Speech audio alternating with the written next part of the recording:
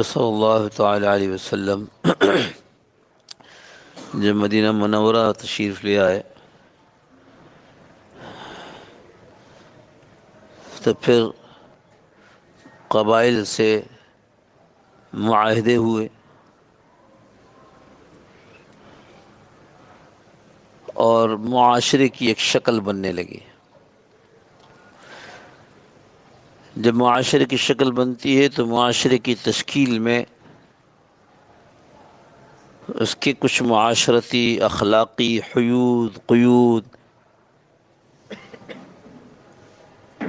صرف معاشرتی نہیں بلکہ معاملات، بلکہ حدود، تعزیرات، یہ سب معاشرے کی تشکیل کرتے ہیں، معاشرے کو ایک شکل دیتے ہیں۔ تو جب یہ معاشرہ بننے لگا اور صبح شام احکامات نازل ہونے لگے، فلاں چیز میں ایسے کرنا ہے، فلاں چیز میں ایسے کرنا ہے، اس بات کو پیچھے ذہن میں رکھنا کہ مکہ مکرمہ میں اترنے والی اکثر آیات وہ جنت، جہنم، قبر، حشر، اللہ کی وحدانیت، رسول کی رسالت، ان چیزوں پر ہے۔ اور جب مدینہ منورہ تشریف لے آئے اور جہاں ایک زندگی بنانی ہے معاشر، جس کی میں پچھلے چند جمعوں سے بات کر رہا تھا، تو اب احکامات اترنے لگے۔ صبح ایک حکم، شام ایک حکم، صبح ایک شام ایک، کہ اب رہنا کیسے ہے؟ یہ تو سمجھ میں آ گیا کہ اللہ اللہ ہے، لیکن اب اللہ سے تعلق رکھنے کے لیے کیا کرنا پڑے گا تم کو؟ یہ سمجھ میں آ گیا کہ یہ سارے اللہ کے بندے ہیں، لیکن اللہ کے بندوں کے ساتھ تعلق رکھنے میں کیا کرنا پڑے گا؟ یہ تو سمجھ میں آ گیا کہ میں اللہ کا رسول ہوں، لیکن میرے ساتھ تمہارے حقوق کیا ہیں؟ تو جب آدمی اکیلے زندگی بسر کرتا ہے تو اس کو کسی قانون، کسی اخلاقی قیود کی ضرورت نہیں ہوتی۔ ان کی ضرورت وہیں پڑتی ہے جہاں چار آدمی اکٹھے ہوں۔ تو جب یہ معاشرہ بننے لگا تو جو قبائل ارد گرد کے تھے ان کے ساتھ بھی معاہدے شروع ہوئے۔ ہوتا یہ ہے کہ جس کے ساتھ آپ کا معاہدہ ہو جاتا ہے، پھر جو کچھ آپ کے قوانین ہیں ان پر لاگو ہوتے ہیں، جو کچھ کسی اور کے قانون ہوتے ہیں ان پر لاگو ہوتے ہیں۔ لیکن یہ قوانین، اس کو سمجھیے گا، دراصل نازک سی بات ہے، اگر اللہ کے احکامات کے پورا کرنے میں ہے تو آپ کے جو حلیف ہیں، جن کے ساتھ آپ کا معاہدہ ہوا ہے، اگر وہ مسلمان ہیں تو پوری چیزیں مانی جائیں گی، اور اگر وہ مسلمان نہیں ہیں تو لڑائی جھگڑے کے اندر، ایسے مخاصمت کے اندر ساتھ ہوں گے، نماز میں ساتھ نہیں ہوں گے، اس لیے کہ وہ اسلام قبول نہیں کیا انہوں نے۔ سمجھ آ رہی بات؟ یہ نازک بات ہے کہ وہ آپ کے حلیف ہیں، لیکن حلیف وہ آپ کے نماز روزے میں نہیں ہیں۔ وہ آپ کے ساتھ ان کا معاہدہ یہ ہے کہ اگر دشمن حملہ کرے گا تو آپ ہمارا ساتھ دو گے۔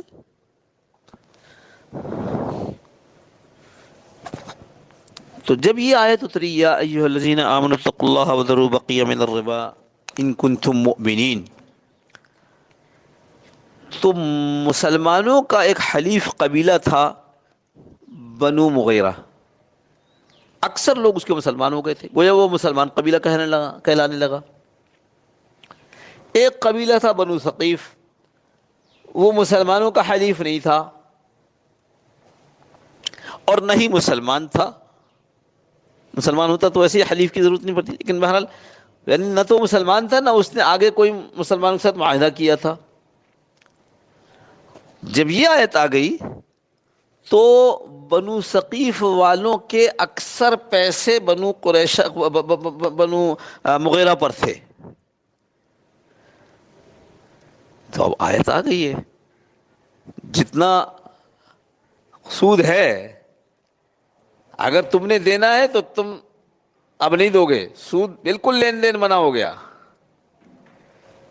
تم کو لینا ہے کسی سے تو اب تم نہیں لو گے۔ بنو جو دوسرے تھے ثقیف، انہوں نے مانگنا شروع کیا۔ تو پھر رسول اللہ صلی اللہ تعالی، اچھا ان لوگوں نے یہاں، یہ مکہ فتح ہو گیا تھا، لہٰذا جو مکہ کے امیر تھے ان کے پاس شکایت کی کہ جس طرح ہے انہوں نے قاصد بھیجا رسول اللہ صلی اللہ علیہ وسلم کی طرف، تو رسول اللہ صلی اللہ علیہ وسلم کے ہاں یہ والی آیت چھوڑ دو، اب پہلے تو اتنا حرام کر دیا ہے، نہیں کرو، چھوڑ دو، اب دینا ہی نہیں ہے، اب اللہ کی طرف سے یہ حکم آ گیا ہے۔ اللہ کی شان انہوں نے چھوڑ دیا، اور بعد میں حضور صلی اللہ تعالی علیہ وسلم نے اس خاص پس منظر میں جو آیت اتری تھی، اس کو حجت الوداع کے موقع پر عمومی قرار دے دیا، بالکل عموم۔ اب اتری تھی تو ان کے فیصلے کے لیے، لیکن اب عموم ہو گیا کہ جس کا سود جس پر ہے وہ اس کو چھوڑ دے، بالکل نہ لینا ہے نہ دینا ہے۔ اور اس کی ابتدا رسول اللہ صلی اللہ علیہ وسلم نے ارشاد فرمایا، اس کا مفہوم ہے کہ میں آج عباس ابن عبد المطلب پر جو سود پہ قرضے دیے ہوئے تھے، میں آج ان کو معاف کرتا ہوں۔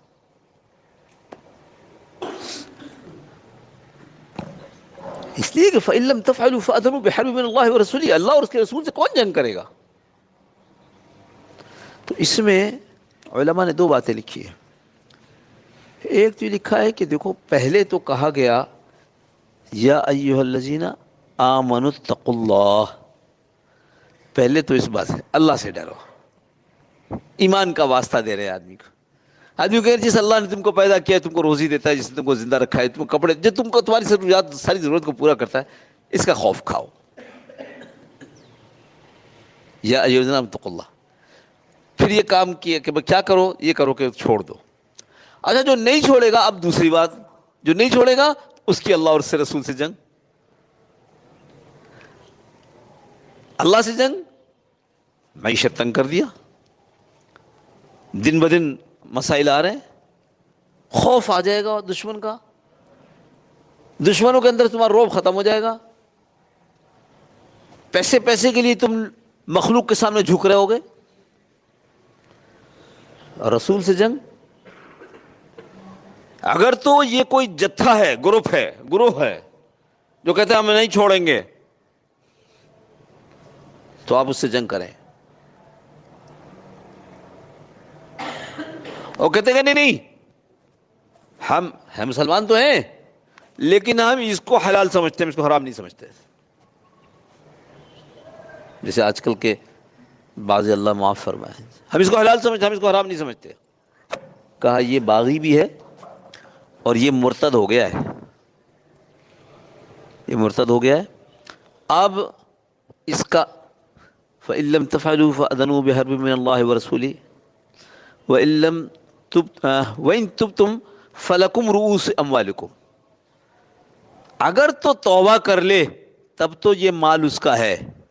کون سا مال؟ جو اس نے سود پر دیا تھا، رأس المال، اصل مال، تب تو یہ اس کا ہے، کیونکہ وہ تو ختم ہو گیا معاملہ سود والا۔ اگر اس نے توبہ کر لی تب تو فلکم رؤوس اموالکم، ان کا رأس المال، ان کے اصل مال ان کے۔ لیکن اگر توبہ نہیں کی ہے تو پھر یہ مرتد ہے، باغی ہے، اس کا سارا مال لے لیا جائے گا۔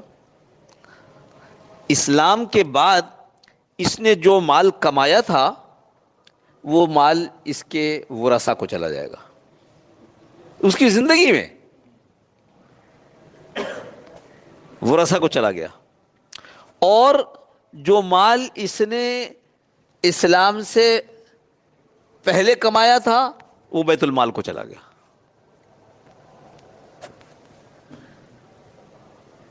بالکل صاف اور واضح۔ اور اگر کوئی یہ کہتا ہے کہ نہیں میں اس کو حرام مانتا ہوں لیکن میں کیا کروں، میں مجبور ہوں،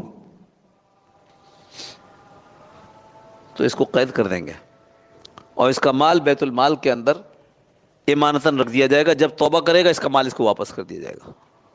کیسے احکامات ہیں! اور ان احکامات کی کھلا خلاف ورزی ہے۔ کیوں؟ وہ جو پہلے بات کہی، اتقوا اللہ، اللہ سے ڈرو۔ میں دیکھ رہا تھا کتنی کوششیں ہوئی، جتنی حکومتیں آئی ہیں، فوجی، غیر فوجی، جمہوری، نواز شریف، بے نظیر، زرداری، ادھر فوجی ایوب خان، یا خان، ضیاء الحق، مشرف، ہر ایک نے اس کی کوشش کی کہ سود کو حرام نہیں ہونے دینا ہے. تفصیل ہے، پوری پوری تفصیل ہے. ایوب خان نے کیا کیا، جبکہ آئین میں، تینوں آئینوں میں، وہ چاہے 56 کا آئین ہو جس کو ایوب خان نے توڑا، 62 میں بنایا جس کو ضیاء الحق نے توڑا نا، اس کے بعد وہ توڑ کر نہیں، وہ چھوڑ کر 73 میں متفق آئین بنایا. ان سب آئینوں میں یہ لکھا ہوا ہے کہ سود کو ختم کرنا ہے. اب آئین کو ذرا سا کوئی کچھ کہہ دے تو اس کے خلاف آپ نے پورے سوات کے اندر آپ نے جو وہ کیا، ایک بات پر کیا نا، اسے کہہ دیتے میں آئین کو نہیں مانتا، کس کا کہا ہی تھا، اس کے کہنے سے کیا ہوتا ہے نہیں ماننے سے. آپ نے مسلمانوں کے پورے علاقے کو تہو بالا کر دیا. بانا کیا بنایا؟ آئین کو نہیں مانتا، آئین کو. اور وہ کلپ سب جگہ موجود ہے جس میں جنرل صاحب کہہ رہے ہیں کیا آئین کو میں ردی کی ٹوکری میں ڈالتا ہوں. مسئلہ یہ نہیں ہے، مسئلہ یہ ہے آئین تمہارا بنایا ہوا ہے، یہ اللہ کا حکم ہے. اس کو کوئی جمہوری حکومت، اس کو غیر جمہوری حکومت، اس کو ماشاء اللہ متاثر نہیں کر سکے. اللہ کا حکم ہے یہ، اس کو ہر حال میں پورا کرنا ہے. اور پھر یاد رکھیے، جیسے میں نے پہلے نماز سے عرض کیا، جیسے حکومت کے لیے ضروری ہے ویسے ہمارے لیے ضروری ہے.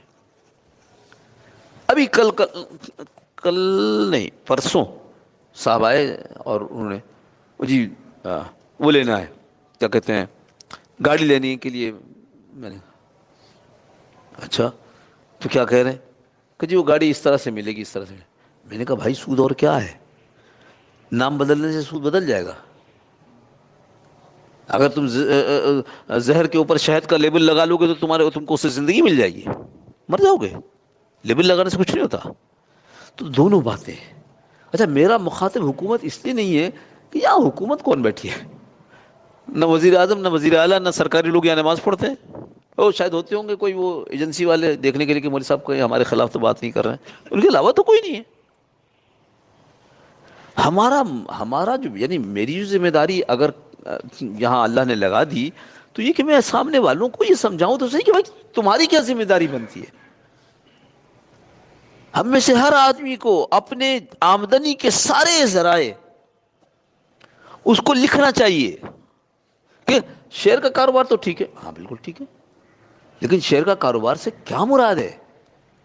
ایک کمپنی ہے جو شراب بناتی ہے، اس کا شیئر جائز ہوگا؟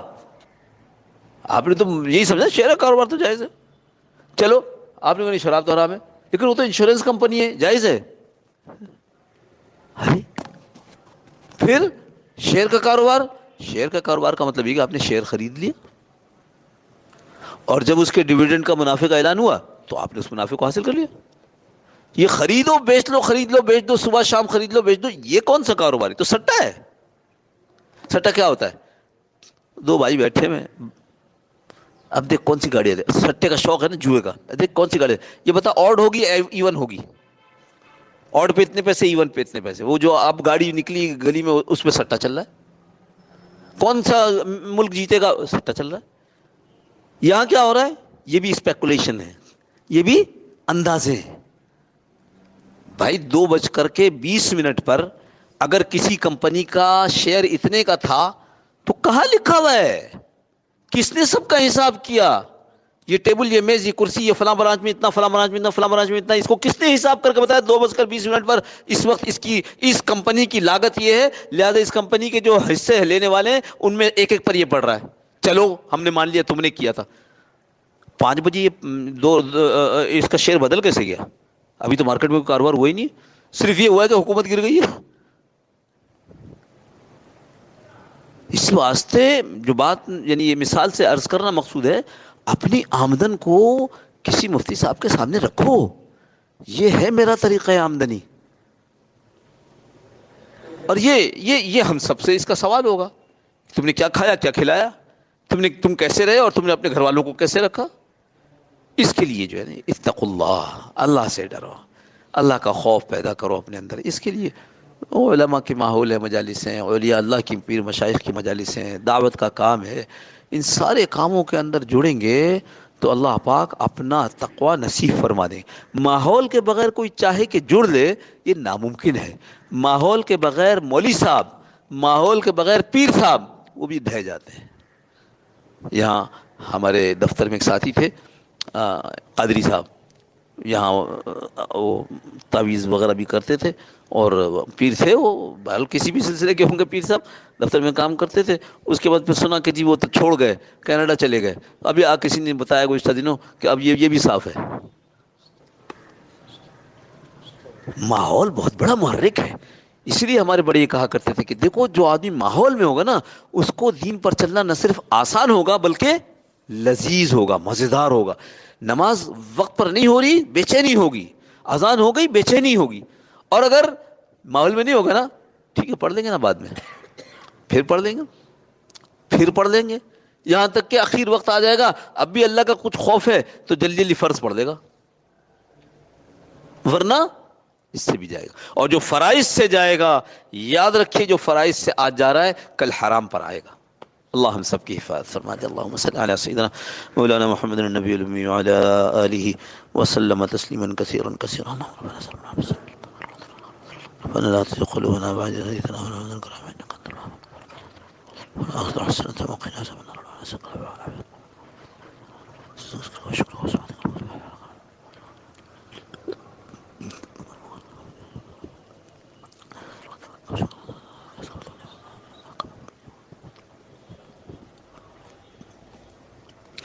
ہمارے چھوٹے بھائی کی طبیعت خراب ہے، گزشتہ رات کو پھر کچھ کمپلیکیشن پیچیدگی ہوئی ہے، ابھی پھر ہسپتال میں ایڈمٹ ہے۔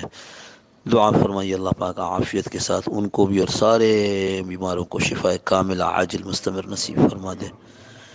ہم سب روحانی جسمانی بیمار ہیں، اللہ ہم سب کو شفاء کامل عاجل مستمر نصیب فرما دے، اور سب کی ساری پریشانیوں کو عافیت کے ساتھ دور فرما دے۔ اللہم ربنا تقبل منا انک انت السمیع العلیم وتب علینا یا مولانا انک انت التواب الرحیم، وصلی اللہ تعالی علی خیر خلقہ محمد وعلی آلہ وصحبہ اجمعین برحمتک یا ارحم الراحمین۔ جزاکم اللہ خیر۔ السلام علیکم ورحمۃ اللہ وبرکاتہ۔